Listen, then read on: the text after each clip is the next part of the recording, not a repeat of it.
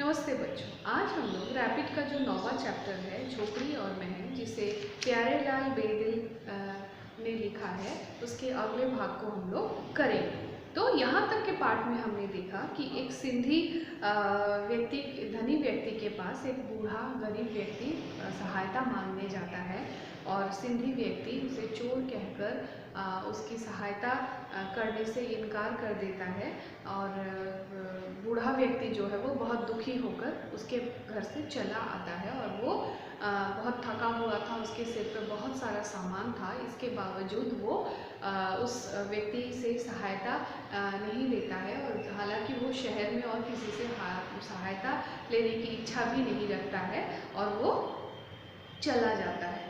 और काफ़ी समय बाद वो जो सिंधी व्यक्ति है वो अपने मित्रों के साथ जंगल में शिकार खेलने जाता है और रास्ता भटक कर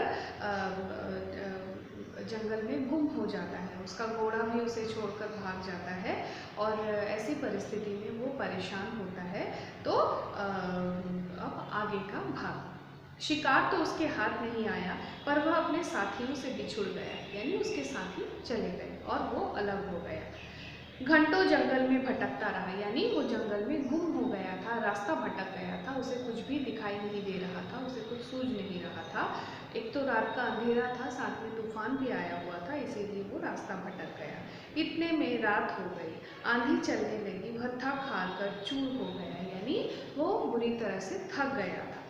कोई भी ऐसा व्यक्ति नहीं मिला जो उसकी कुछ सहायता करता, क्योंकि जंगल थी, अंधेरी रात थी और बहुत तूफान भी आया हुआ था और वहाँ पर कोई भी नहीं था जो उसकी सहायता कर सकता था और वो बुरी तरह से थक भी चुका था।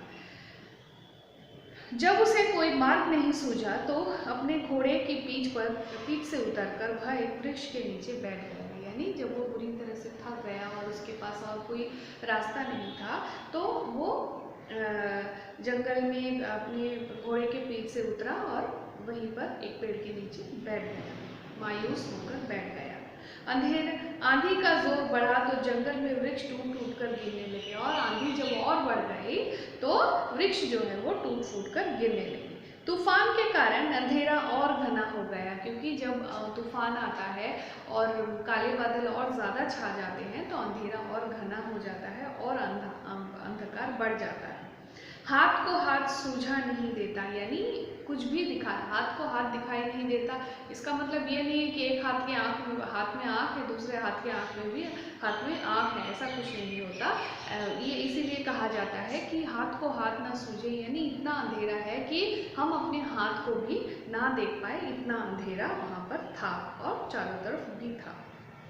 प्रकृति के इस प्रकोप से घबराकर उसका घोड़ा अपने बचाव के लिए इधर उधर भागने लगा, यानी प्रकृति जब अपने भयंकर रूप में होती है तो जो पशु पक्षी हैं वो सबसे पहले सचेत हो जाते हैं, उनको सबसे पहले पता चल जाता है और यही हाल यहाँ पर भी हुआ। और जब जोर से आंधी आई और चारों तरफ और अंधेरा फैल गया तो घोड़ा जो है वो डर के मारे इधर उधर भागने लगा। आंधी शांत हुई, सिंधी घोड़े को भूल शरण ढूंढने लगा, यानी आंधी जब शांत हुई तो वो अपने घोड़े को भूल गया, घोड़ा कहाँ है इस बात को वो भूल गया और वो इधर उधर शरण ढूंढने लगा। शरण ढूंढने लगा मतलब इधर उधर रहने के लिए या रात ठहरने के लिए जगह ढूंढने लगा।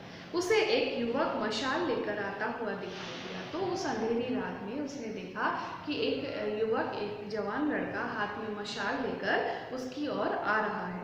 पहले तो वो डर गया कि कहीं कोई चोर या डाकू ना हो, यानी इतनी अंधेरी रात में जंगल में तूफान के बीच में किसी व्यक्ति को हाथ में मशाल लिए हुए कोई भी अगर देखता है तो वो डर ही जाता है। तो वही हाल यहाँ पर उस सिंधी व्यक्ति का भी हुआ। तो उसने सोचा कि शायद चोर या डाकू है, परंतु जब उस युवक ने पास आकर नमस्कार करते हुए अपने होठों की मुस्कान से धनी मनुष्य के हृदय को शांत कर दिया, तब निराश सिंधी को आशा का प्रकाश दिखाई देने लगा, यानी जब वो सामने आया और मुस्कुराकर उसने नमस्ते कहा और नमस्ते करके उसकी सहायता करने की दृष्टि उसकी तरफ दिखाई तो वो सिंधी व्यक्ति जो है वो उसका डर जो है वो थोड़ा सा कम हो गया। उस से पूछा, आप इतनी घबराहट में क्यों हैं? क्योंकि वो हाथ में मशाल लेकर आया था। उसे देखकर सिंधी व्यक्ति डर गया था, तो उसकी घबराहट जो है वो उस युवक को दिख गई थी। इसीलिए उसने पूछा कि आप इतने घबरा क्यों रहे हैं? सिंधी ने अपनी सारी कथा सुना दी, यानी जंगल में आया था और उसके मित्र उससे बिछड़ गए, वो खुद रास्ता भटक गया और उसका घोड़ा भी उसे छोड़कर चला गया। ये सारी बातें वो बताने लगा। युवक को उस पर दया आ गई, क्योंकि युवक जो है वो बहुत ही दयालु व्यक्ति था, तो उसको सिंधी व्यक्ति पर दया आ गई। वह उसे अपनी झोपड़ी में ले गया। वहां जाकर वह बोला, यहाँ मैं अपने बूढ़े माता पिता के साथ रहता हूँ। यानी वो लड़का जो था, युवक, वो उस सिंधी व्यक्ति को अपने जंगल में अपनी झोपड़ी में ले गया और उसने उसको कहा कि यहाँ पर मैं अपने बूढ़े माता पिता के साथ रहता हूँ। जो रूखा सूखा भोजन हम खाते हैं वह आप भी खाइए और विश्राम कीजिए। यानी हम जो खाना सूखा, गरीब लोग जैसे जो खाना खाते हैं वैसा खाना आप रूखा सूखा खाइए और थोड़ी देर यहाँ पर आराम कर लीजिए। परंतु मेरे घोड़े का क्या होगा? अमीर ने घबराते हुए कहा। यानी अमीर व्यक्ति जो है वो अपने घोड़े के लिए चिंता करने लगा। इसीलिए उसने कहा कि मेरे घोड़े का क्या होगा? वो घबरा गया था।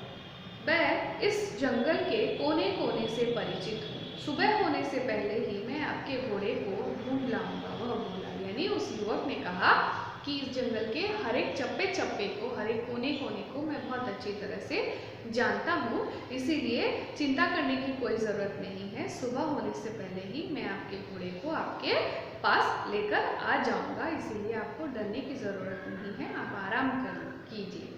तो क्या तुम मेरे साथियों को भी ढूंढ सकोगे? यानी वो डरा हुआ था और वो अपने साथियों का साथ चाहता था, इसीलिए वो कहने लगा कि तो क्या तुम मेरे दोस्तों को जो मेरे साथ जंगल में आए हैं उन्हें भी ढूंढ के ला सकते हो?